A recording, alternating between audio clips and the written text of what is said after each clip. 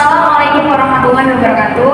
Kami dari kelompok 3 ingin menjelaskan mengenai patos muslim berupa wudu dan syuk serta terapi penyembuhan dari penyakit tersebut melalui terapi konseling. Gul adalah sifat tercela yang dimana seseorang tidak mau membagikan hartanya kepada orang lain. Sedangkan syuk yakni sifat tercela yang tidak mau membagikan hartanya kepada orang lain, bahkan kepada dirinya sendiri. Dalam konseling kali ini, kami akan menggunakan teknik token ekonomi, di mana nanti seorang konseling akan diberikan 10 bintang, dan setiap 10 bintang itu konseling dianjurkan untuk bersedekah dan secara bertahap. Kemudian, setelah konseling berhasil mendapatkan 10 bintang atau dapat melakukan bersedekah itu tadi selama 10 kali, akan diberikan reward kepada konseling. Selamat sore, dengan siapa? Saya Devi. Oh, Mbak Devi. Mbak Devi asalnya dari mana nih? Dari Surabaya. Surabaya. Naik apa?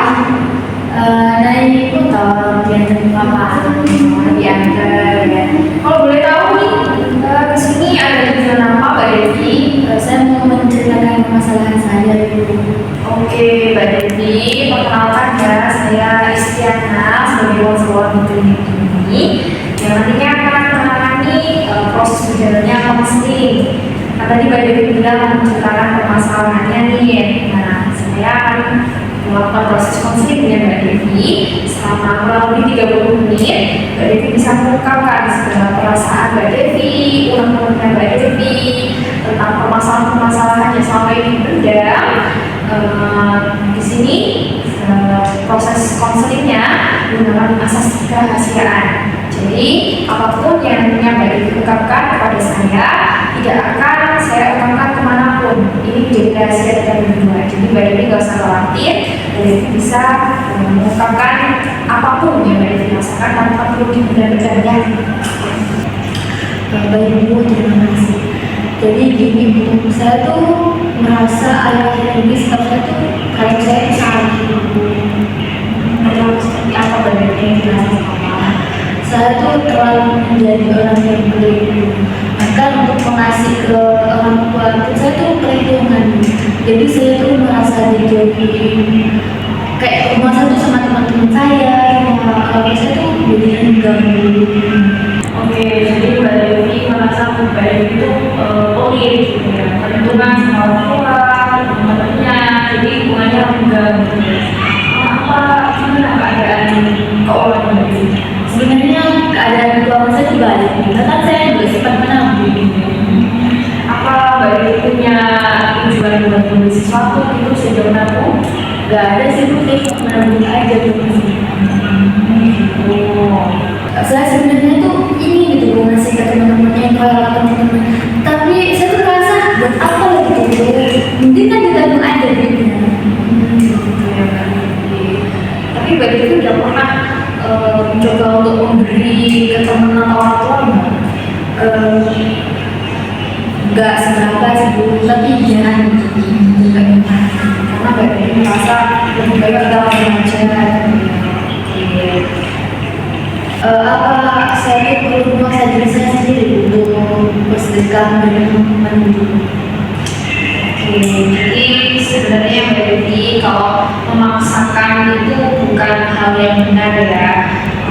Mbak Devi bisa merubah pikiran terlebih dahulu nih, seperti berpikir mengenai manfaat dari bersedekah. Kan Mbak Devi bilang kayak lebih baik mungkin tahu ngapain dikasih ke orang lain, ke orang tua, ke teman.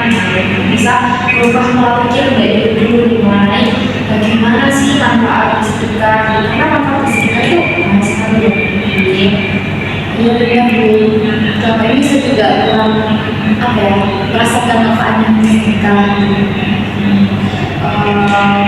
Kalau Islam ya begitu ya, karena kita selama muslim ada silang gini mengenai pentingnya bersedekah. Karena Rasulullah SAW mengatakan bahwasanya tangan di atas lebih baik daripada tangan di bawah, dan sebaik-baik sedekah adalah dan keluarga mereka tidak membutuhkannya gitu.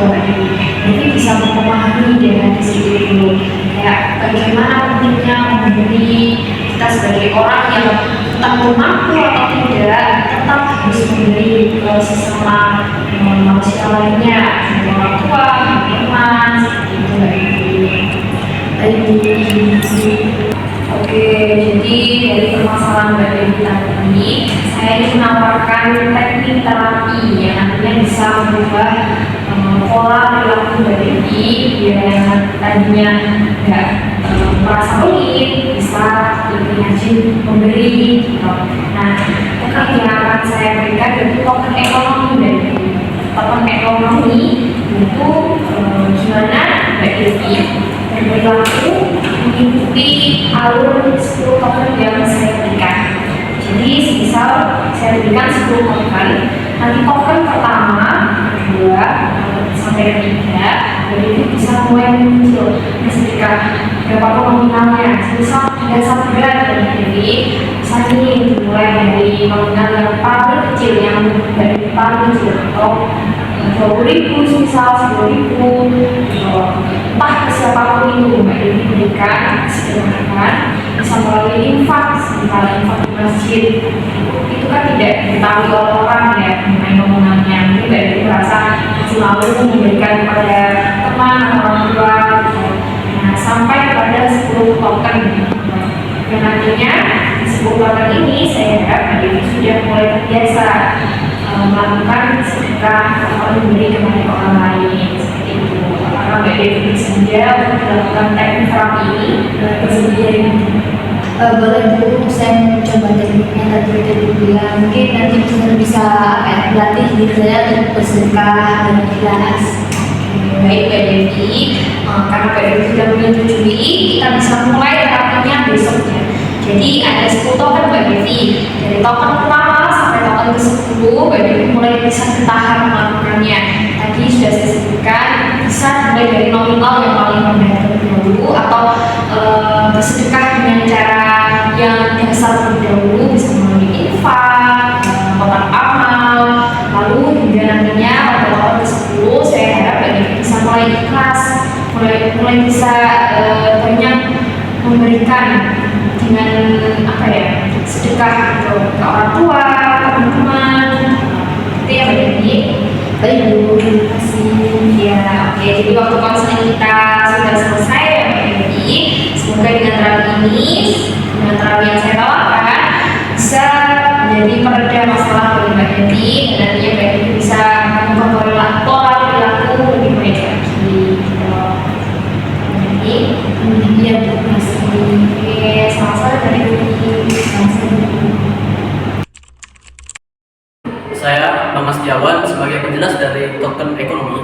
Saya Istiana Amrisa Putri sebagai konselor. Saya Hafiza Rela Muntas sebagai pembuat skrip. Saya Devina Diana sebagai editor dan pembuat skrip. Saya Devi Mariska sebagai konseling. Ibu Hafiz sebagai penjelas materi. Baik, sekian, terima kasih. Kurang lebihnya mohon maaf. Wassalamualaikum warahmatullahi wabarakatuh.